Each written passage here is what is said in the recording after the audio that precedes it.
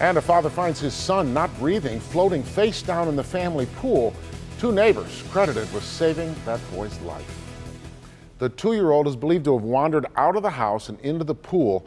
This on Madeline off Marosse on Detroit's east side. Neighbors heard the father screaming and they jumped in to help. Let's go ahead and get out to Jermont Terry, who's live tonight at St. John Hospital. And Jermont, how's that little boy doing?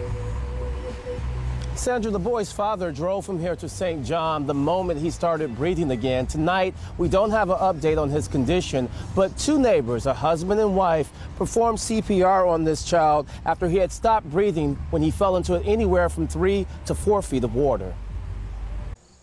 As Chandra and Daryl Smith sit in their backyard, their mind keeps thinking about what happened in the yard next door. Heard someone holler.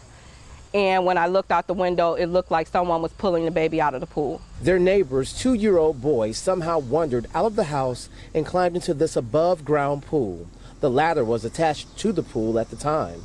And then we ran into the back and saw the baby was in the pool. The father had took him out the pool and the baby was not breathing. As I ran to the front, the grandfather was yelling if anyone knew CPR. Thankfully, the Smiths are both certified. They jumped into action and started CPR in an effort to get the boy breathing. They performed compressions for about 5 minutes. He started breathing, he started crying. The Smiths are thankful they were at home, but admit they had some concerns about this pool when it went up this summer. I was concerned that the pool was up and I would see children that were not monitored regularly. The father did not wait on an ambulance. He rushed the boy to the hospital once he started breathing. The Smiths are praying the boy recovers and hopes this serves as a reminder to everyone.